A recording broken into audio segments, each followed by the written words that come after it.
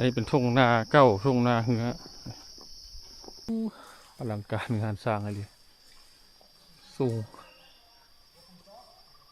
จุดใดที่น้ำลึกเนี่ยเพิ่นจะเอากระสอบหินมาวางไว้เป็นจุดไปเจอบนแคบอีกแล้วเนาะย่างไปตามลูกศรเพิ่นชี้ไว้นี่แหละห้อยเสือไล่กินคนได้เพิ่นว่านะโอ้อันนี้ห้อยคนมันไล่คนนี่นะโอ้ทีมงานเขาย่างทะลุออกอีกฝั่งแล้วสบายท่านผู้ชมพบกับบ่าวต้อยวิธีชนบทตอนนี้เรามายืนอยู่ปากถ้ำเฮือกทางเข้าหมู่บ้านลับแลซึ่งว่าเป็น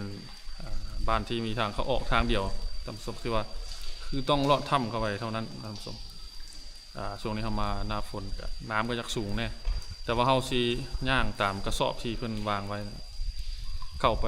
ทะลุอีกฝั่งหนึ่งใช้เวลาย่างประมาณ30 นาทีถ้ำนี้น่าจะประมาณเกือบกิโลนึงนะครับถ้ำนี้ครับตอนนี้แสงแดดส่องเข้าปากถ้ำเลยให้น้ำมีสีเขียวมรกตท่านผู้ชมเดี๋ยวเราสีถ่ายเบื้องภาพทางด้านหลังตอนนี้เรากำลังเดินทางไปที่กระตึบบ้านนาหรือว่าหมู่บ้านลับแลท่านผู้ชมอันนี้เป็นทางเข้าบ้านซึ่งทางเข้านั่นก็คือเข้าทางบ้านเวียงทองเมือง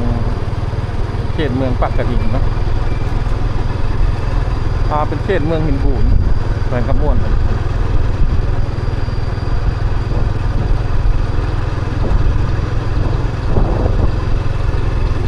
ันนี้เป็นทางเข้ากระตึบบ้านนาเส้นทางตอนนี้ก็ได้ครับการบูรณะเป็นเส้นทางดินแดงแต่ว่ามีความสะดวกสบายในการเดินทางพอสมควรนะครับเพราะว่าเพิ่นซ่อมแปลงทุกทีตอนนี้เรามาฮอดบ้านกระแตบครับผมอะไรเป็นเขตบ้านคูนเพชรครับผมบ้านคูนเพชรมูลทำแขวงคำม่วนตอนนี้เพิ่นกำลังมีการสร้างเส้นทางใหม่ก็น่าจะสร้างทางปูยางครับผมผาตัวนี้งามเลยงามผู้ในเขตนี้เราเป็นผาน้อยทางด้านลุ่มของผาที่จะมีถ้ำเป็นวัดเป็นวัดป่าเราไปที่แล้วก็ถ่ายท่านชมเบื้องไปเรื่อยๆ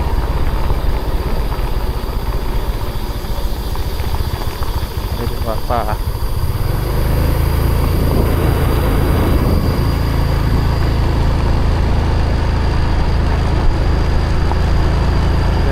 ทาง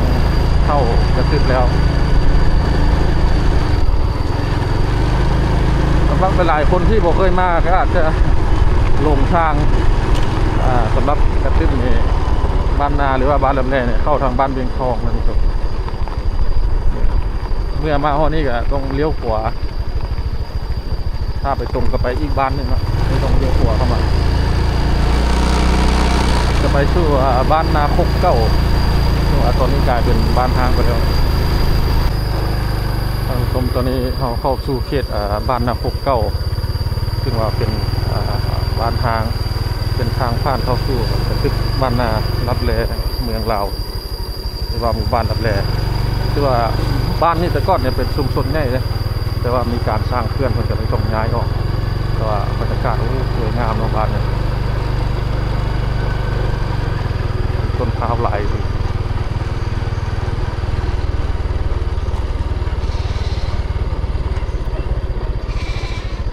ก่อนเนี่ยมีคนอยู่หลายบ้านทีนี้มันย้ายออกไปอยู่บ้านจัดสรรอันนี้มันเฮ็ดเป็นคอกเลี้ยงสัตว์หรือว่าเป็นพวกนั้นเฟืองนะปลายทางเข้าปัจจุบันนะครับของบ้านเราแล้ว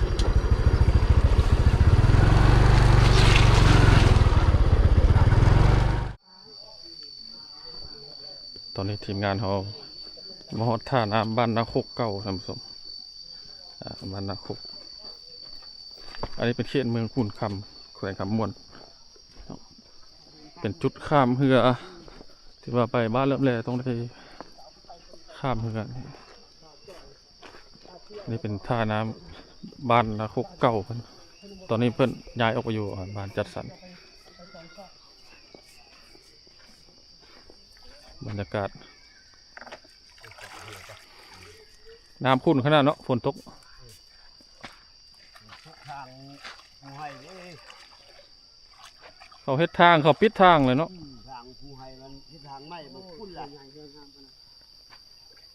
ต้องหาพันกีบเนาะพวกเขาเนาะฮะผ้าขาวต้องหาพันกีบเนาะแล้วผ้าขาวมีต้องหาพันกีบเนาะวัดต่างชาติเลยพวกเขาฮะต่างชาติฝรั่งจะเก็บกันบ่หรือว่าเก็บราคานี้ต่างชาติไทยฝรั่ง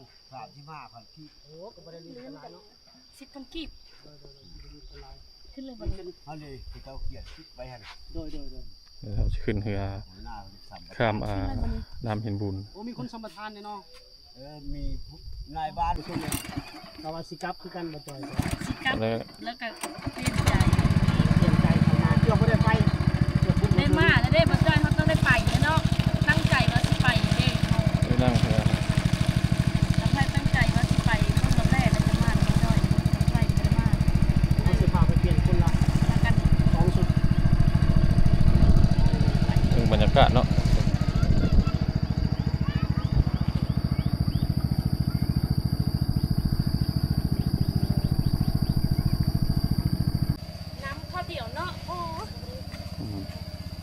นี่เป็นเส้นทางที่เราขึ้นไปทำสมใช่ปะอันนี้เป็นทุ่งนาเก้าทุ่งนาเหือควายกำลังเกิดตกถือว่าอลังการงานสร้างอะไรอันนี้เป็นภูผาหินปูนภูผา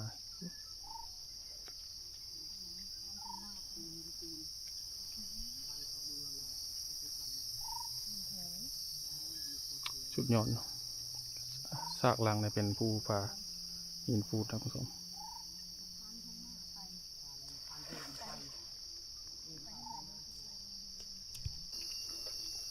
งัวควายกันหลาย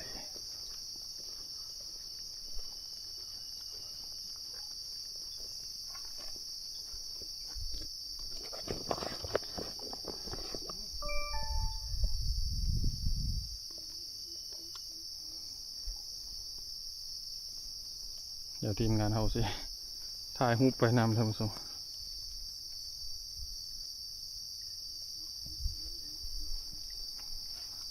คนเลี้ยงแบบป้อยเลยเนาะเลี้ยงงูนะเดี๋ยวเขาสีย่างถ่ายไปนำเดี๋ยวจะมีบางช่วงบางตอนที่ว่ามันเป็นหินแบบนี้อันนี้เป็นตามทางย่างเข้าไปสวยงามผาลูกนี้สวยงามช่วงนี้เป็นช่วงหน้าฝนก็เท่าเรียวไปใส่ก็จะเขียวสวยสดงดงามดีท่านผู้ชมใช้เวลาย่างโดนเติบได้นอกเพื่อสิหอดปักทับแต่ประมาณ30 นาทีแต่เขาก็สีย่างไปนำแล้วก็ถ่ายเป็นจุดสำคัญให้ท่านผู้ชมได้เบิ่งไปอันนี้คือเขาย่างไปตามมาตีนผาเลยได้ท่านผู้ชมถือว่าใกล้ชิดธรรมชาติหาเบิ่งหาชมยากแล้วเนี่ยอันนี้เป็นต้นไฮสวยงามโอ้ต้นเนาะท่านผู้ชม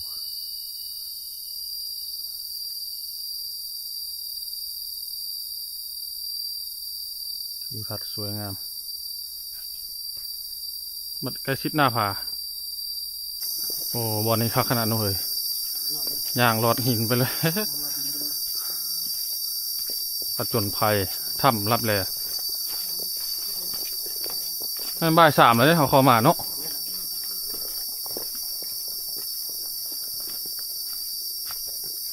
ใช่แม่ตอนเราย่างรถอันนี้เขาย่างตามเส้นทางโบราณเลยนั่นเมื่อแม่นทางเกวียนได้เนาะแต่เก่าเนาะใช้เกวียนเมื่อมันจุดเป็นห้องไปนะเส้นทางดังเดิม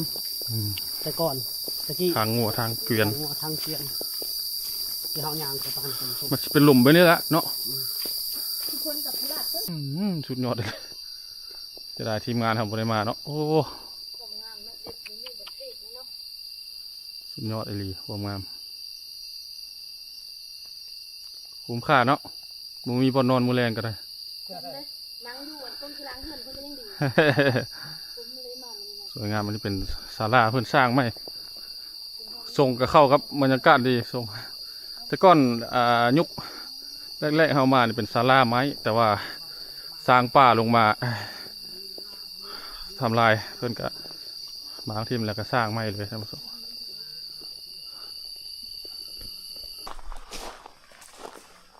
เบื้องหน้าผาพุ่น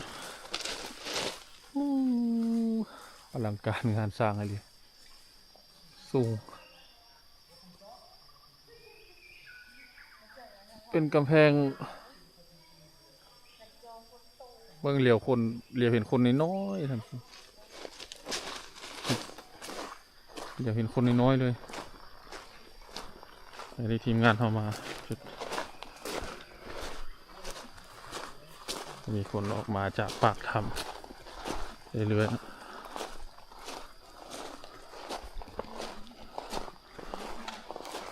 ผมถ่ายเบ้างดู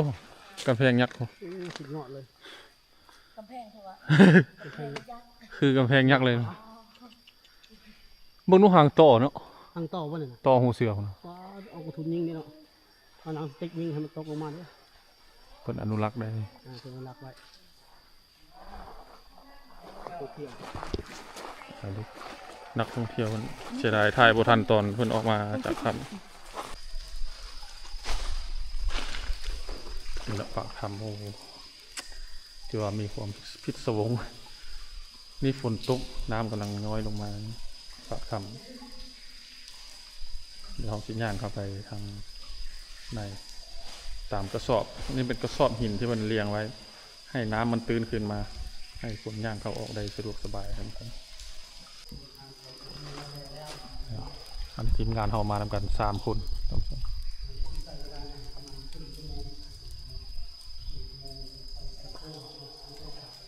ทำใหญ่ๆเลยถ้าเทียบเป็นถนนหนทางก็สามารถเล่นได้เป็นเกือบ3 เลน 4 เลนหมดแล้ว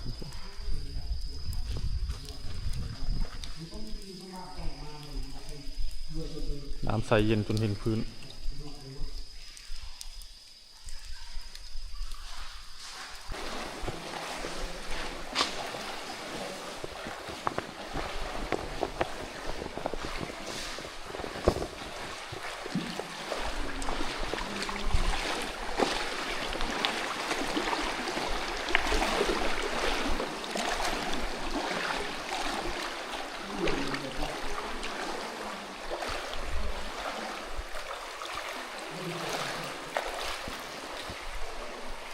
ทางเข้าปากถ้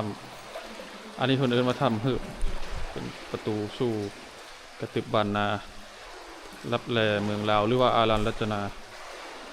หมู่บ้านรับแลต้องใช้ไฟเลยเพราะว่ามันมืดบังเอิญเขามาเจอมาพอครูบาเพิ่นออกมาเดี๋ยวเขาสิญาเข้าไปพร้อมครูบา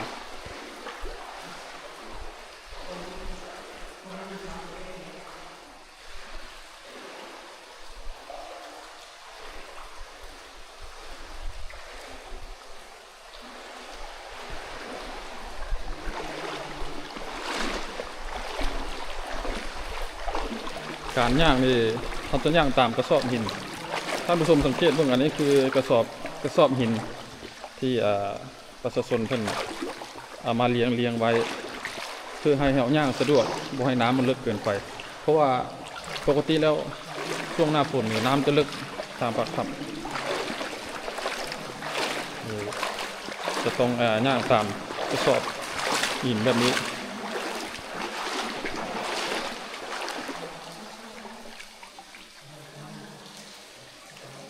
เริ่มมืด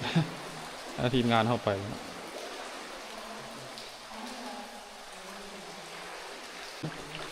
แล้วเป็นบันไดที่เพิ่นเฮ็ดไว้เนาะเราต้องย่างตามบันไดนี้เข้าไปเพราะว่าต้องข้ามก้อนหินนี้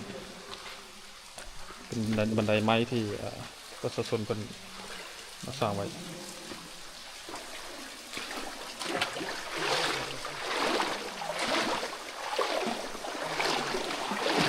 ทีมงานออกมานำกัน 3 คนที่จริงแล้วมีนักท่องเที่ยวจากฝั่งไทยมา3 คนที่ติดต่อเขามาเอาให้ไกด์นำทางเข้าไปก่อนเดี๋ยวไปลุ้นนำกันว่าในถ้ำนี่มันจะมีอย่างแน่เนาะ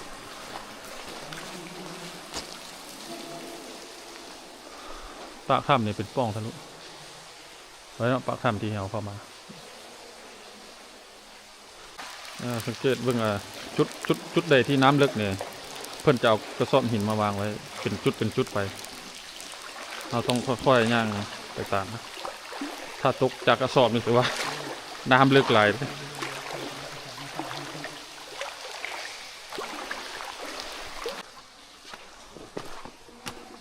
ตัวนี้เป็น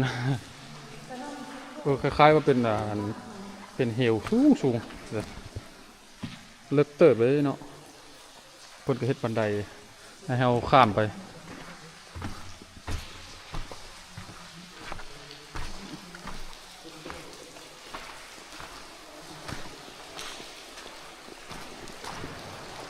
นี่บันได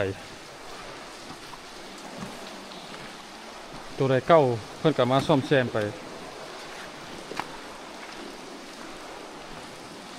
เดี๋ยวเขาต้องหูสำนาญเส้นทางเป็นอย่างดีแล้วอันนี้ทีมงานเขามาหลายเทื่อแล้วเขาจึงหูเส้นทางบสันนี่ต้องลุยน้ำลึก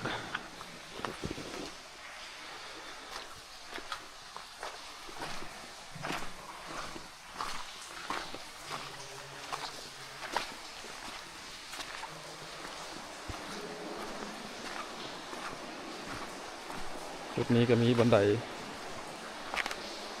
ลงต้องระมัดระวังเลยต้องค่อยๆจับลงโอ้แล้วก็ย่างลุยน้ำไปต่ออีกทีมงานเฮาไต่คันใดลงมาหมดแล้วลึกค่อยๆลงมาเลยเราเว้ยสไลเดอร์ลงมาเลยเล็กหน่อยประมาณนาทีแล้วเนาะหมูมอสเป็นทำเป็นครั้งแรกมากเลยตรงนี้หลังจากที่ย่างเข้ามาในระยะหนึ่งเขาก็สังเกตเห็นเรือทั้งตัวอันนี้น่าจะเป็นเรือที่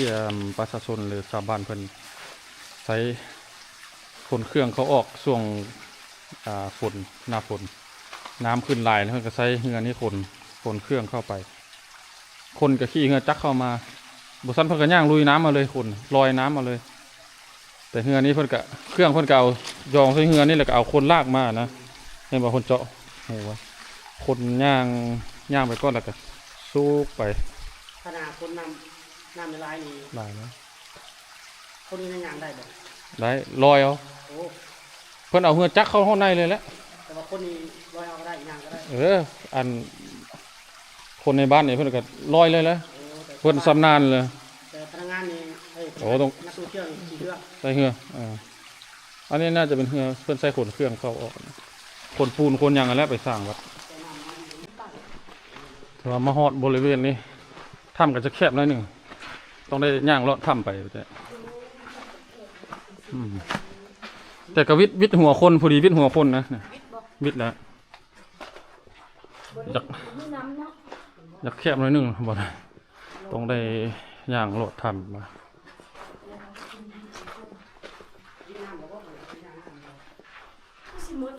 หมดแล้วโอ้ยังอีกน้อยนึงหลอดทำมาเลยแล้วเนาะ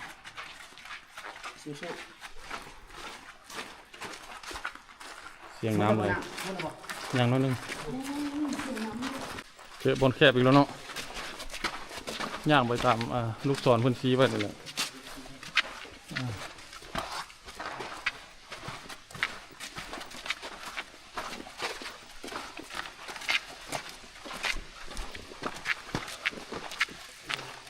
นี่เล่นในหอยตีนเสือนะ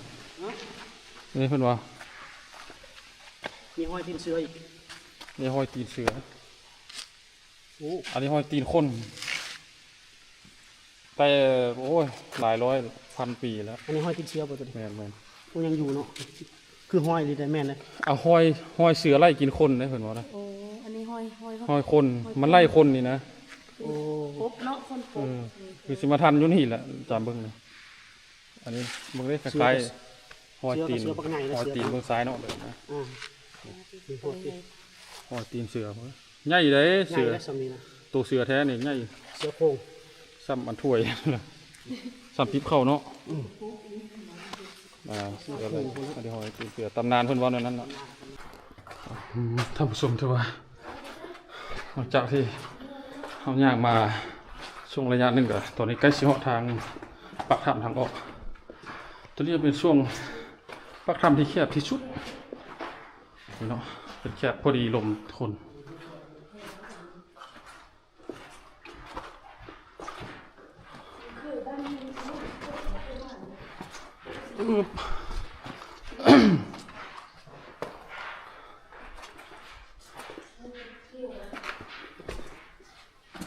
เวลาเพิ่นขนเครื่องเขาออกเพิ่นก็ต้องขนผ่านจุดแคบๆนี่คือกันนะ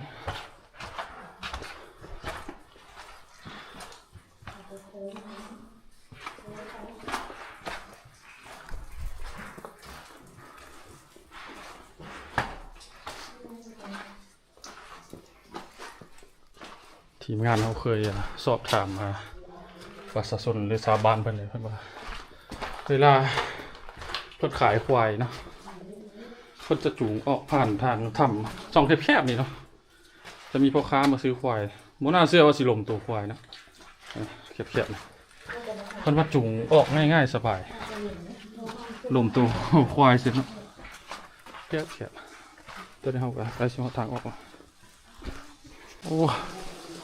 ใช้เวลาย่างประมาณ30นาทีตอนนี้เรามาออกทะลุออกปากถ้ำอีกฝั่งหนึ่งสมอันนี้คนเอิ้นว่าถ้ำเหือบประตูทะลุมิติสู่ปัจจุบันนะรับแลเมืองลาวหรือว่าอารันรัตนา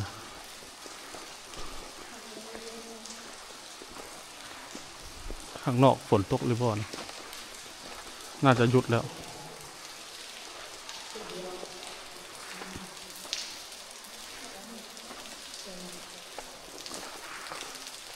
น้ำตกลงมาเลยเนาะ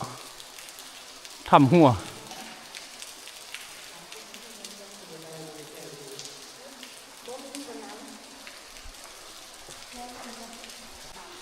ทีมงานเขาย่างทะลุออกอีกฝั่งแล้วเดี๋ยวจะต้องจากนี้ย่างไปวัดต่ออีกท่านผู้ชมก็น่าจะประมาณ1 กิโลประมาณนั้นเนาะแต่ก็สิฮอดสำนักสงฆ์เรียกว่าเป็นวัดป่าช่วงนี้เพิ่นว่ามีแขกแล้วก็มีพระเพิ่นมาทุดงค์หลายช่วง